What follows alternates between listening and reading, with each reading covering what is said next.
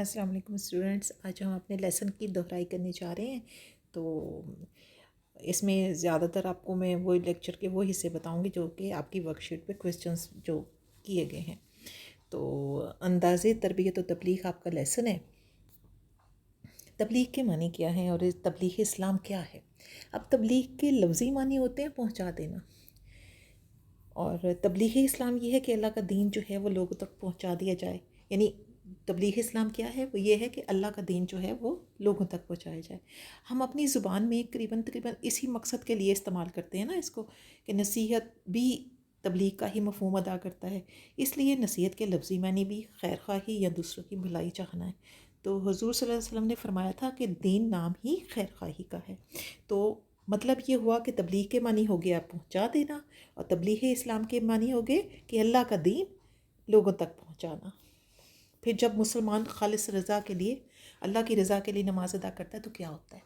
اب یہ دیکھیں کہ جب ایک انسان جو ہے، پہلے تو یہ بات کہ نماز کی اہمیت بہت ہے، نماز کو دین کا ستون کہا گیا ہے، اور ہمارے رسول صلی اللہ علیہ وآلہ وسلم نے اس کی ایک بہت اچھی مثال بھی دی تھی کہ جب کوئی کسی کے دروازے کے آگے ایک نہر گزر رہی ہے اور روزانہ اس میں 5 مرتبہ غسل کرتا ہو تو اس کے جسم پر کوئی میل کچیل رہ جائے گا، تو صحابہ نے عرض کیا تھا کہ اس پر تو کوئی میل کچیل باقی نہیں رہے گا۔ تو آپ صلی اللہ علیہ وسلم نے فرمایا تھا بالکل یہی مثال 5 نمازوں کی ہے کہ اللہ تعالیٰ ان کے ذریعے سے خطاؤں کو مٹا دیتا ہے۔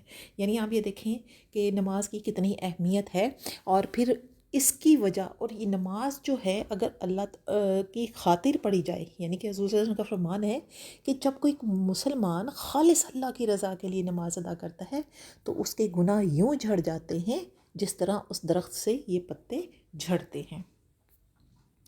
اب ہے یتیم کی کفالت کے بارے میں نبی پاک صلی اللہ علیہ وآلہ وسلم نے کیا فرمایا تھا؟ آپ صلی اللہ علیہ وآلہ وسلم، آپ کو پتہ ہے کہ پیدا ہی یتیم ہوئے تھے، تو آپ صلی اللہ علیہ وآلہ وسلم جو تھے وہ یتیموں کا بہت خیال رکھتے تھے۔ تو آپ صلی اللہ علیہ وآلہ وسلم نے یتیموں کی کفالت کے بارے میں فرمایا تھا کہ آپ نے اپنی جو بند مٹھی تھی اس کو بند کی، اور ساتھ والی 2 انگلیاں اٹھائیں اور ذہن نشین یہ لوگوں کو کرایا کہ یتیم کی سرپرستی و امداد کرنا بہت بڑی نیکی۔ آپ نے فرمایا تھا کہ میں اور یتیم کی کفالت کرنے والا جنت میں اس طرح قریب قریب ہوں گے جس طرح میری یہ 2 انگلیاں ہیں، ایک دوسرے کے قریب ہیں۔ تو پھر کون سا مسلمان ایسا ہے جو کہ یہ آرزو نہ کرے کہ وہ جنت بھی اسے مل جائے اور نبی پاک کے قدموں میں اس کو جگہ بھی ملے؟ تو اس لیے نبی پاک صلی اللہ علیہ وسلم کے مطابق یتیم کی کفالت جو ہے وہ بہت اہمیت رکھتی ہے۔ پھر آپ صلی اللہ علیہ وآلہ وسلم کا انداز گفتگو کیسا تھا؟ کہ آپ صلی اللہ علیہ وآلہ وسلم بہت دھیمے مزاج، لہجے میں تیزی یا نرمی جو تھی وہ بات کی مناسبت سے آپ جو تھے نا اختیار فرمایا کرتے تھے، اور آپ ایک ایک جملے کو بار بار دہراتے تھے تاکہ سننے والے کو بات جو ہے وہ سمجھ آ جائے، اور بات لمبی نہیں کرتے تھے تاکہ کوئی اکتائے نہ۔ اور اسی طرح مختصر لفظوں میں آپ بات کا پورا مفہوم سمجھا دیتے تھے کہ انسان جو ہے وہ پوری طرح بات کو سمجھ لیتا تھا، اور بات کو تیزی سے نہیں بیان کرتے تھے بلکہ ٹھہر ٹھہر کر بیان کرتے تھے تاکہ سننے والا اس بات کو سمجھ لے۔ اور بات آپ ہمیشہ نرمی سے، محبت سے، خلوص سے کیا کرتے تھے۔